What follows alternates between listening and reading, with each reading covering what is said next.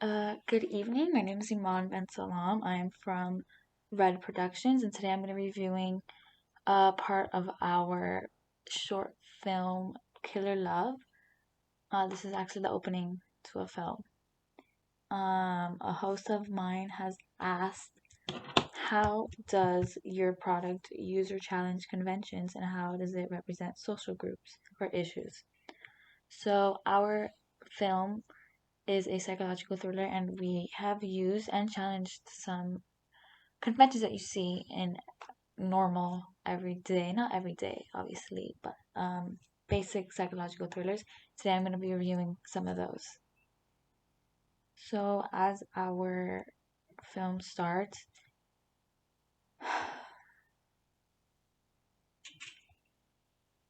we immediately see, which we use quite a lot, we use over the shoulder shots because they keep some mystery to our main antagonists. We don't know who we're following, why are we following them, and why do they have no identity. And that is continued onto our next shot. That very basic shot of shoes walking in an empty hallway, and zipping something, hiding something. That convention of the over the shoulder shots and the low angle shots of hiding this person's identity are a convention of psychological thrillers because they create a sense of mystery and leaves our audience wondering why they're not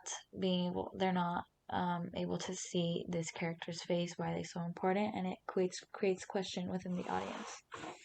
As we continue,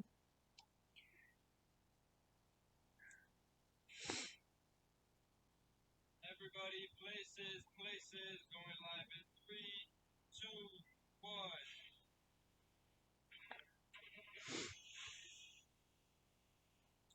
So our film takes place in a newsroom, in a news report, which is another convention of psychological thrillers. They tend to take place in domestic settings. And we chose a newsroom because news reporters and newsrooms, they're domestic. People wake up to news reports, people go to sleep to news reports, they watch news reports every day, they are informed. These news reporters are a part of their everyday lives.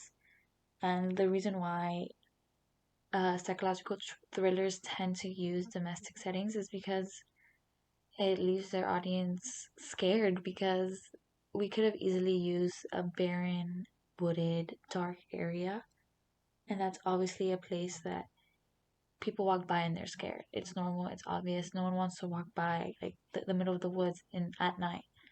But using domestic settings like your neighbor's house or like a piano teacher's house is so normal, which makes everything a bit scarier because these gruesome things can be happening, like these killings, these murders, sorry, can be happening around you, can be happening in your neighbor's house, it could be happening right now in the middle of the day. They're not always at night, they're not always in the middle of the woods, and that makes it a bit scarier. Good evening, viewers of Channel 7 News. The infamous love letter murder has left Washington media.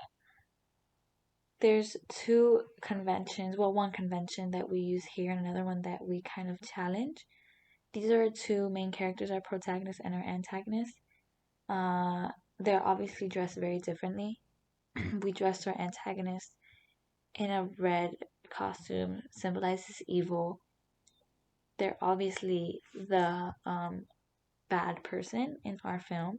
And to the left, we have our protagonist wearing white and beige and glasses, and they talking in a sweet voice.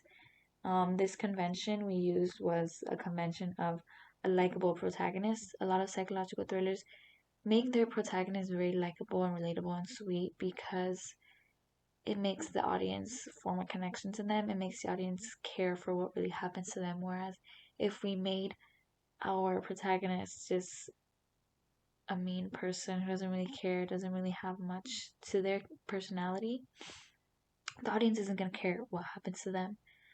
They don't know them, they don't care, they're not going to want to watch the rest of the film. So making our protagonist likable ensures that the audience is going to care about what happens to them at the end of the movie. And a challenge that a convention that we challenged was making our antagonist not a vile person, not a heinous, hateable person. Usually, psychological thrillers make their antagonists seem bad so that the audience does hate them. The audience is rooting for the protagonist. And they understand why um, that character is the way that they are, is as evil as they are. So our character isn't necessarily an evil, disgusting person to look at, just like a hateable person. She's just a normal young woman.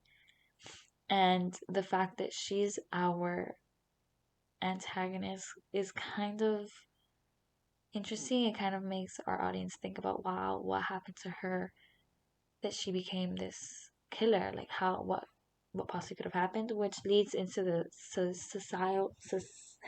social issue of our film, which is the news and media, and more specifically fake news, and how it affects everyone who watches the news. And everyone watches the news, young adults, um, old elderly people, kids are always, in the living room watching TV, and the news comes on. And fake news creates this sense of dread and worry, and sometimes it can create a sense of just like a nonchalance in everyone watching in society. So it can really change the way the person is. That's why our characters, they're both the same. They're both basically the same. They're two young women starting their career. But one is evil and one is good. How can that happen? The news, it changes a person.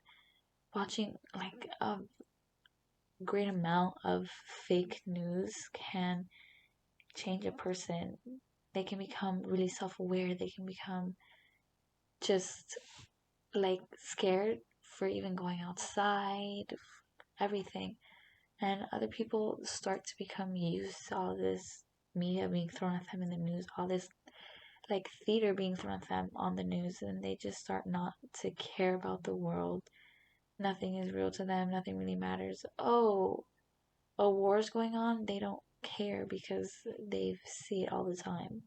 And it's being like exploded in their face all the time. They just become nonchalant to it. And I think it's a very important topic to talk about because why is why is the news feeding everyone in the world whatever they want, whatever makes them money? It's kind of obviously comes down to capitalism.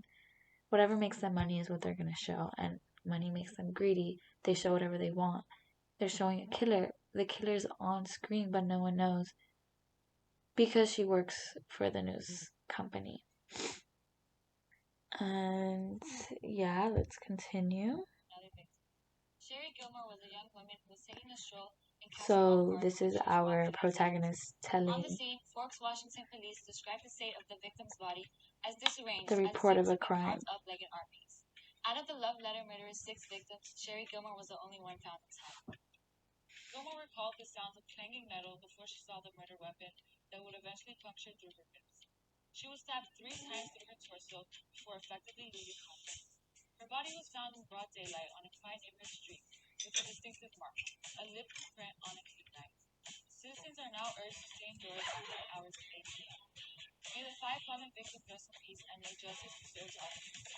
And so here we use the convention of flashbacks and a voiceover that a lot of psychological thrillers usually use because once again we're using kind of over the shoulder shots and close up shots that don't show our main antagonist's face because that's not really the point right now. The point is the action. It's kind of scary how this person is getting ready to kill someone, but it seems like an ordinary, everyday thing for them. It doesn't affect them, which creates, eeriness in the audience. That's kind of weird. How can they just go about their day killing people and not feeling anything? Which, of course, has to do with psychopaths and sociopaths who have no empathy and emotion. And it's a very common thing within psychological thrillers. This flashbacks and voiceovers because it's like makes the action of killing seem like a normal thing to talk about when it's not. And that creates an eeriness within the audience. And of course, we use close ups a lot. We use a lot of close ups just so that it's obvious.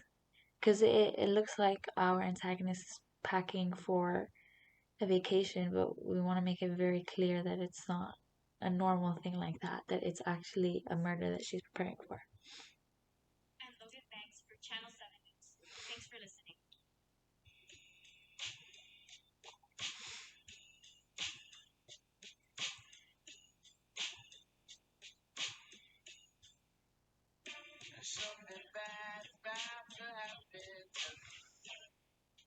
And the main colors that we use are red and black just to portray evilness and portray, obviously, this is a psychological thriller. It's not going to have necessarily a happy ending, and it's not going to be happy to watch. So we use those colors to represent that atmosphere that we're going for.